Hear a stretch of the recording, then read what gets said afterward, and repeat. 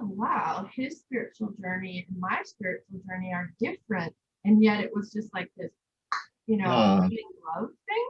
Because mine's all about, and I didn't even have those words at the time. Mine's all about inner peace.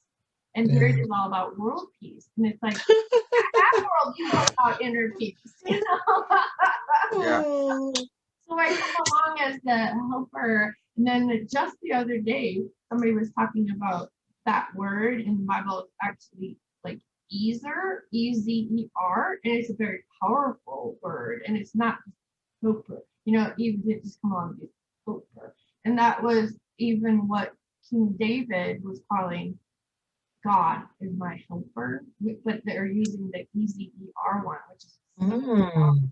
And I'm like, that is so cool. Hmm. It's Interesting. That's interesting. Yeah. right. So we're kind of interesting people. Yeah. I mean, having listened, you could see I listened very keenly. And I mean, both of us will listen very keenly. And then we are not surprised of the depth of knowledge and connectivity that you've gotten with the spiritual world. And that, I think that's the difference. That's what makes you unique as a couple. And I mean, I must confess, I wanted to say it earlier. I think there were some other discussions going on that prevented me.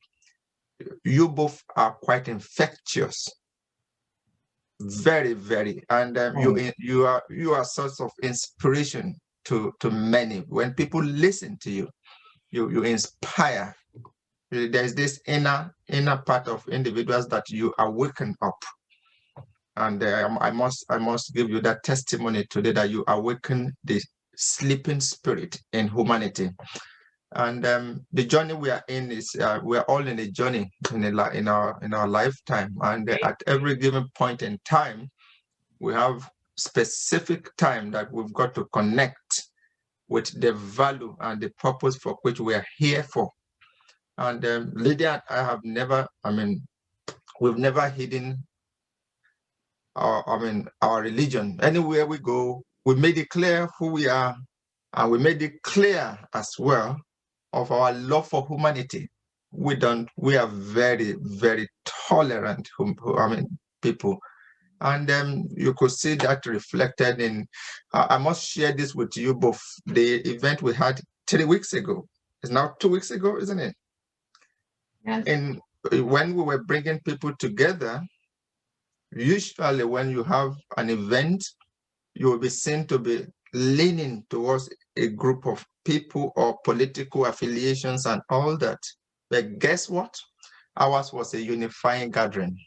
And we have received that feedback from significant number of people from across the world that you were unifiers. You don't look into one political party, one race, one gender, or whatever. You unify the world, and it's quite humbling to us as a couple. And it made us to take a step back about the journey of our life to say, why are we on this path?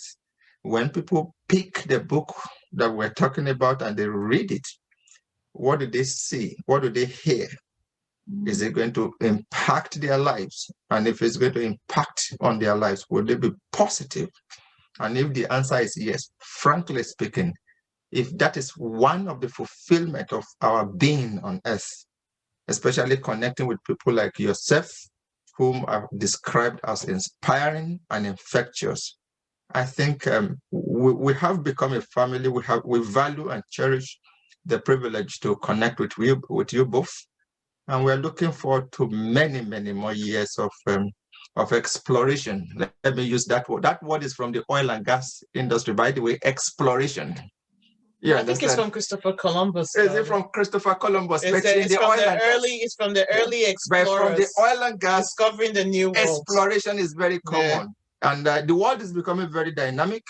Many top universities are getting rid of oil and gas courses. You'll be pleased to know.